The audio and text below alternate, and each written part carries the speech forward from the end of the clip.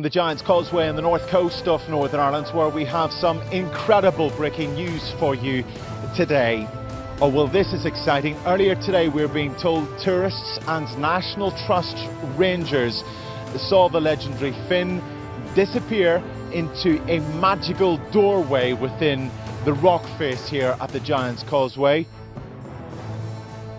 On March 14th, 2024, Irish archaeologists investigating the Giant's Causeway captured something no one had ever seen: a 2-meter-wide stone shifted on its own. This is one of Northern Ireland's most remarkable and popular sites, a place of science and mythology. People flock each year to see the Giant's Causeway, the Emerald Isle's first World Heritage Site, revealing a hidden chamber that had been sealed for millions of years and then slid back as if nothing had happened. Inside, 7 upright forms radiated heat like living beings, and one of them vanished without a trace. How could something survive untouched inside volcanic rock for millions of years? No human hand, no quake, no explanation. Tonight we follow the team of experts as they uncover a secret older than human memory, a mystery that defies science, challenges history, and could change everything we thought we knew about the ground beneath our feet. A door in the basalt. Before we dive in, you need to understand why this discovery changes everything. It sits on the edge of the Antrim Plateau in County Antrim, Northern Ireland, about 3 miles northeast of the town of Bushmills, and it is one of the single most geologically scrutinized locations in the British Isles. The basalt columns that define the causeway were formed between 50 and 60 million years ago during the Paleocene epoch, when this part of Ireland was subject to intense volcanic activity as the ancient continent of Laurasia began to fragment, opening what would eventually become the North Atlantic Ocean. Highly fluid molten basalt intruded through chalk beds, spreading across the landscape in massive lava flows. As that lava cooled, it contracted. Horizontal contraction fractured the cooling mass in a pattern similar to drying mud, and those cracks propagated downward as the temperature dropped, producing the distinctive columnar structures we see today. Most of the columns are hexagonal, though some have 4, 5, 7, or even 8 sides. The tallest stand approximately 12 meters high, and the solidified lava in the cliffs is 28 meters thick in places. The columns extend outward from the cliff base and disappear under the sea, as though walking into the Atlantic. The formation process is well understood. It has been studied since at least 1693 and was central to the great 18th century debate between the Neptunists, who believed basalt precipitated from seawater, and the volcanists, who correctly argued it was volcanic in origin.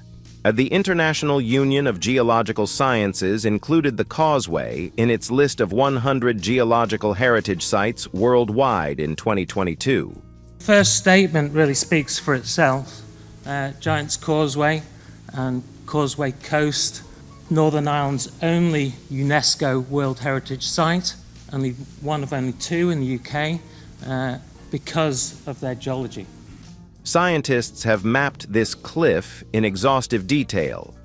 Researchers from the University of Liverpool have even determined that columnar basalt like this begins to fracture at temperatures between approximately 840 and 890 degrees Celsius. Every visible inch of this formation has been measured, photographed, sampled, and cataloged. And yet no survey, in all of that history, had ever identified a sealed hollow space inside the cliff face at the position captured on Declan Harkin's drone footage. Which is why Dr. Niamh Cassidy, a geophysicist at Queen's University Belfast, did not believe what she was seeing when she first watched the video. She told a colleague, off the record, that her initial assumption was lens distortion, thermal shimmer, or a compression artifact in the video file. She expected to dismiss it within an hour. But when her team arrived at the cliff 4 days later with ground-penetrating radar, the readings did not support dismissal. They supported something far more uncomfortable. There was a cavity behind that slab, not a surface pocket. not an erosion void caused by centuries of saltwater exposure. The radar showed a defined enclosed space, roughly 3 meters deep and slightly over 2 meters wide, with walls that appeared smoother than any natural basalt fracture should produce. The geometry was wrong. In volcanic columnar formations, voids are rare, and when they exist, they tend to be irregular, partially collapsed, and filled with mineral deposits over time. And this space was none of those things. It was clean.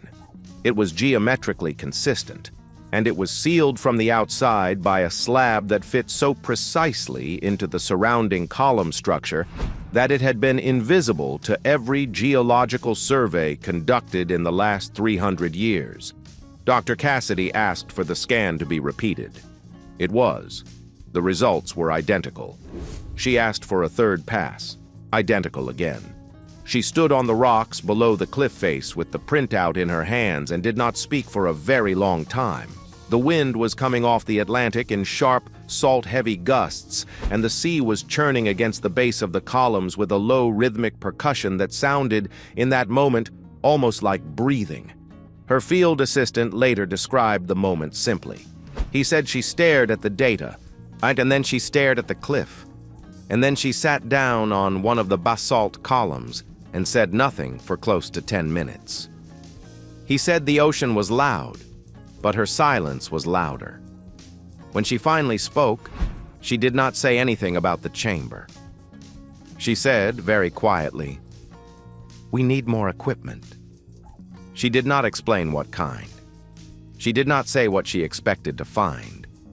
But her hands were shaking when she folded the printout and put it in her jacket pocket. But the chamber was not empty. 7 figures in the dark.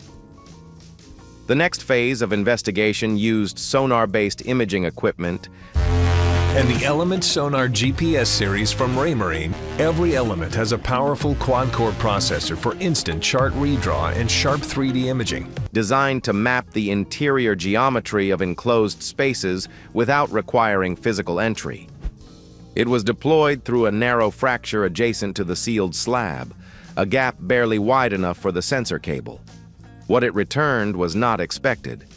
And inside the chamber, arranged in a rough semicircular formation, the imaging detected 7 upright structures, not columns, not mineral formations, not stalactites or stalagmites, which do not form in basalt environments of this kind.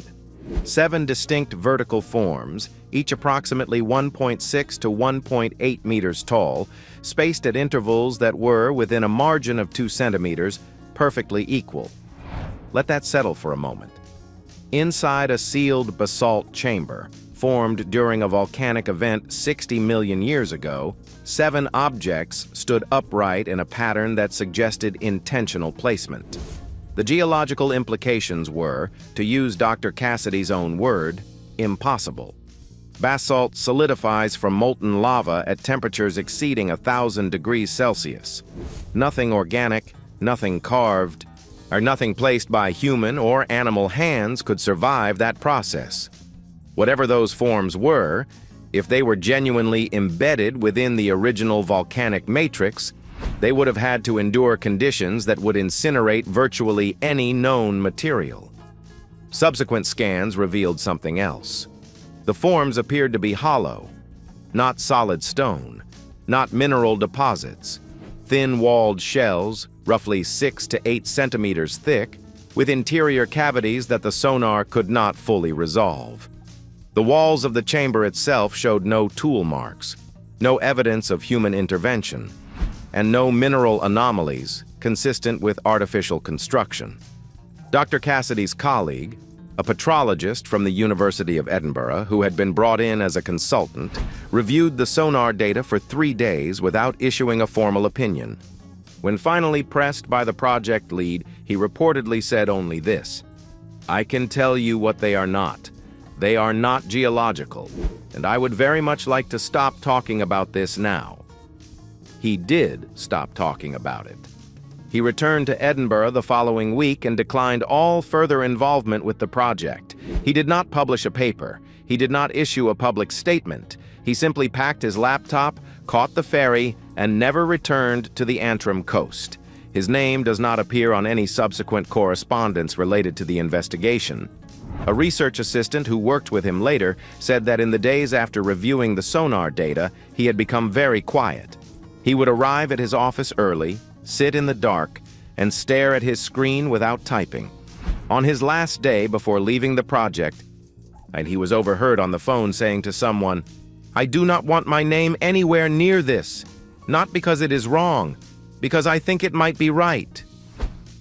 That was the first person to walk away. The vanishing form. In the weeks that followed, the investigation team brought in thermal imaging equipment. This was standard protocol for subsurface geological research, used to detect temperature differentials that might indicate water flow, gas pockets, or geothermal activity. Northern Ireland is not a geothermally active region.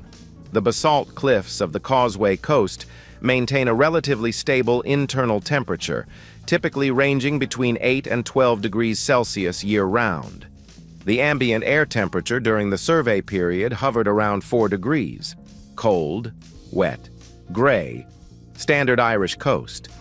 The thermal readings from the chamber showed an internal temperature of approximately 37.2 degrees Celsius, 99 degrees Fahrenheit, roughly human body temperature.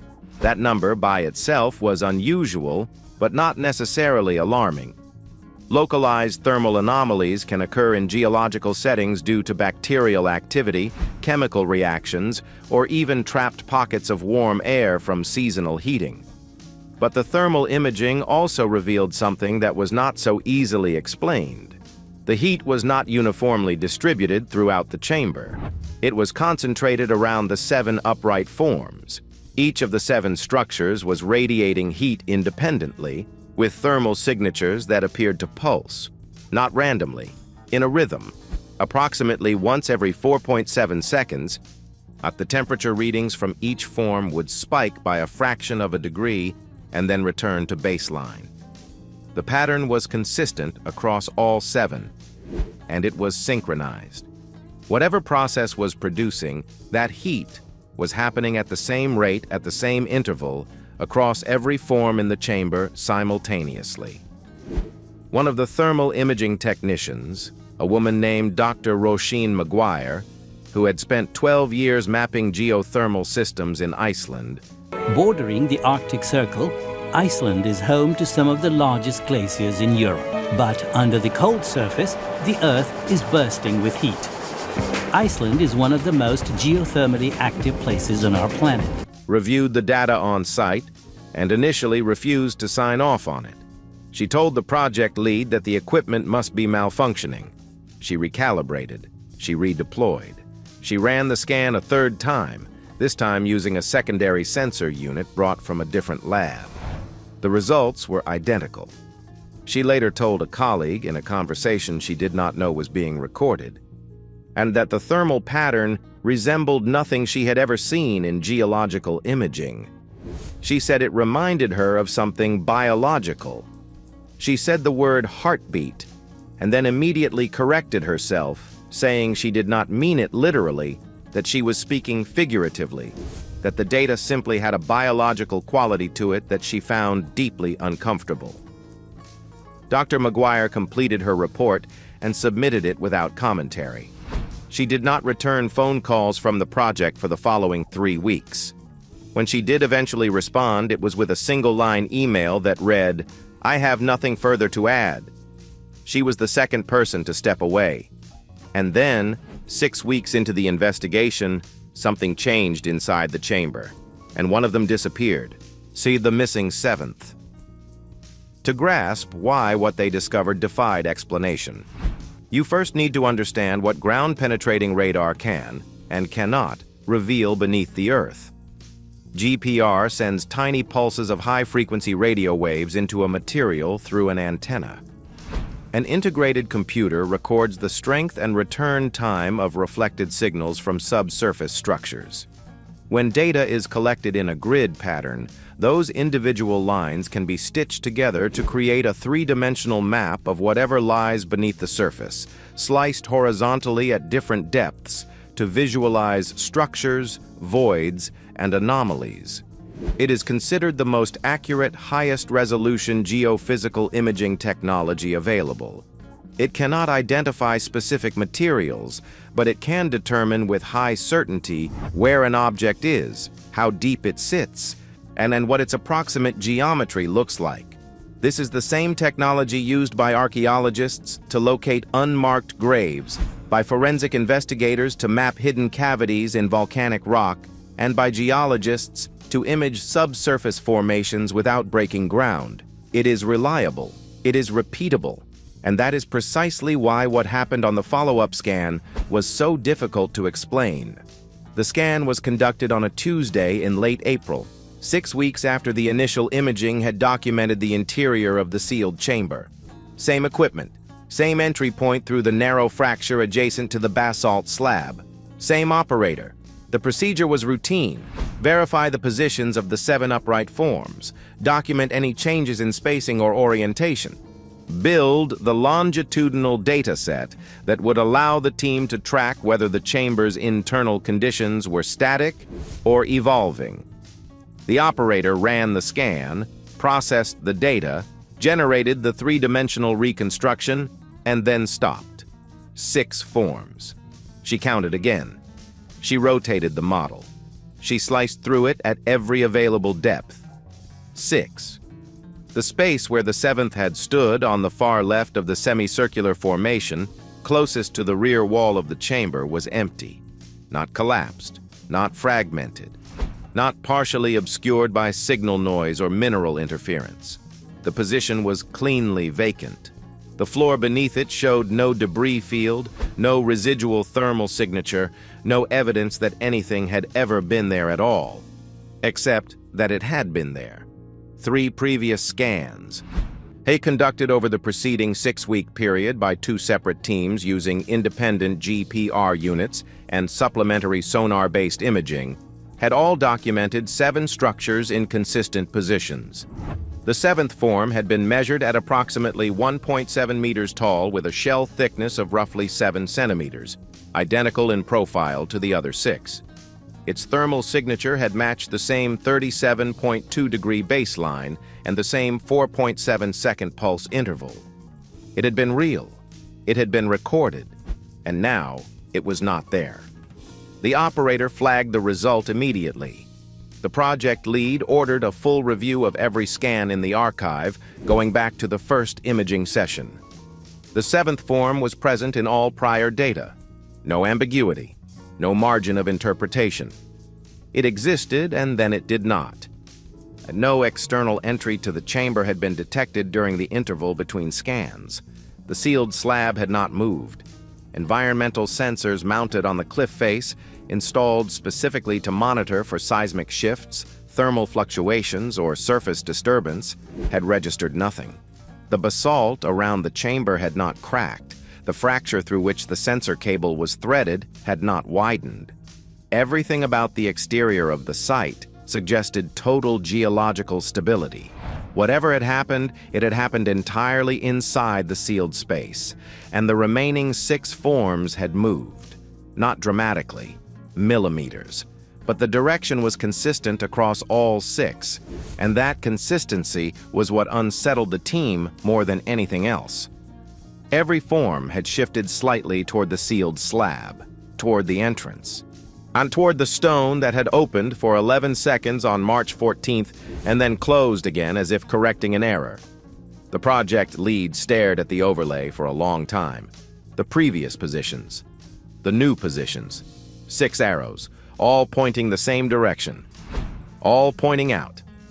He asked the operator if the shift could be an artifact of the imaging angle.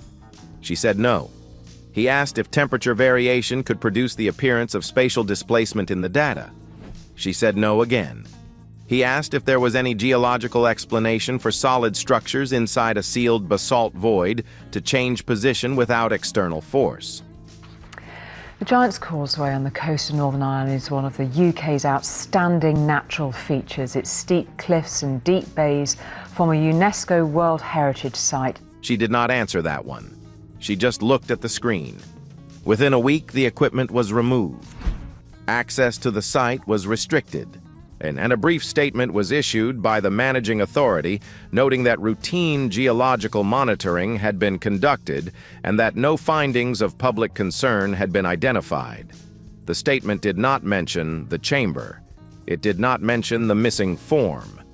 It did not mention the fact that the remaining 6 were moving, slowly, together, toward the door. The sealed chamber. The data that exists from the investigation, the data that has not been retracted or reclassified, tells a story that does not have an ending.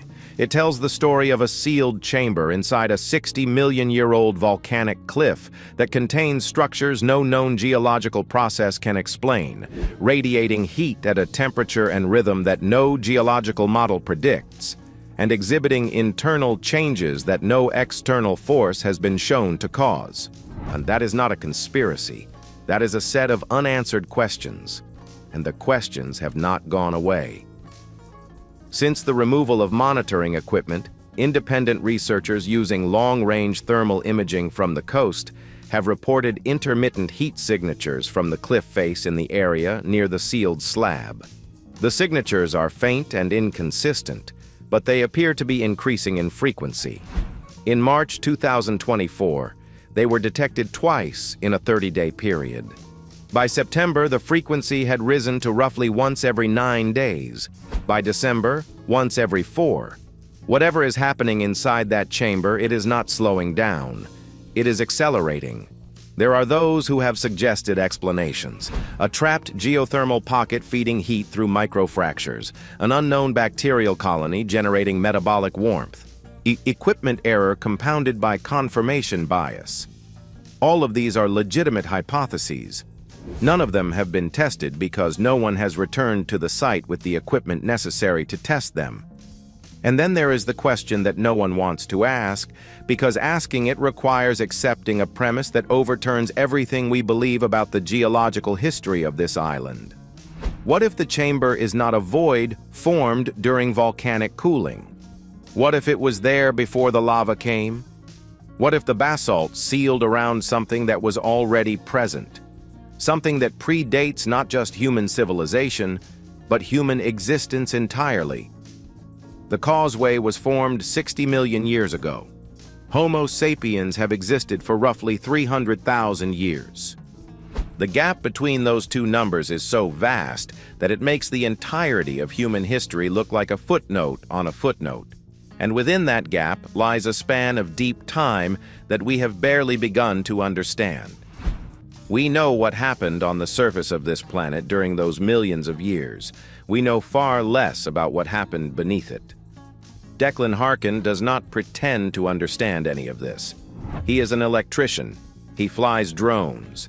He was in the right place at the right time with a camera pointed at the right piece of cliff. But he has said more than once that standing on those basalt columns at sunset, with the Atlantic stretching out in front of him and the cliff rising behind, he felt something he had never felt before. Not fear exactly, something older than fear, and something that made the hair on his arms stand up and his chest go tight, as though the landscape itself was watching him and waiting for him to leave. He left, but the footage stayed, and so did the question. There is something about the Giant's Causeway that has always unsettled people, long before Declan Harkin ever flew a drone over it. The ancient Irish did not look at 40,000 perfectly interlocking hexagonal stone columns rising from the earth and think geology. They thought giants. They thought Finn McCool built a bridge across the sea to challenge a rival, and when the rival came looking for him, Finn's wife disguised him as a baby so enormous that the rival fled in terror, tearing up the causeway behind him so he could never be followed. That is the legend. It has been told on this coast for centuries. And perhaps the most interesting thing about it is not the story itself, but the feeling behind it. The feeling that the stones were not random, that they were made, that something with intention had placed them there, and that whatever that something was, it was not entirely gone. Science replaced the legend. Volcanism explained the columns. Lava and contraction and 60 million years of erosion explained the shapes. And that was good. That was accurate. That was the truth, as far as it went. But standing on those columns at dusk, with the wind cutting across the Antrim Plateau and the sea hammering against stone that has been there since before any living thing on this planet had the intelligence to wonder where it came from, you cannot help but feel that maybe the truth does not go quite far enough. That maybe, underneath the geology, but the silence is not empty, it is. But the silence is not empty. It is waiting, patient, eternal. 7 forms revealed themselves for a moment, now 6 remain. Pulses drift through the shadows, slow, deliberate, almost imperceptible. And while the world above moves through another day of ordinary life, tourists taking photos, children climbing the columns, waves lapping at the shore, something ancient stirs behind the basalt, untouched, unseen, unimaginable. We do not know what it is. We do not know why it exists. And we do not know how long it has been waiting or how long it will continue to wait. All we have are fleeting glimpses, fragments of motion, whispers of a presence that does not belong to the world as we understand it. 11 seconds, and a single drone, a momentary breach in a silence that has lasted 60 million years. That is all it took to remind us how small our understanding really is. Will it ever move again? Will we ever see it clearly, understand it fully, or will it remain locked in darkness, watching as we pass by, unaware? Every unanswered question only deepens the mystery, and the truth, if it is ever revealed, may be far stranger than anything we are willing to imagine. The Giant's Causeway has secrets older than human memory. And this is only the beginning.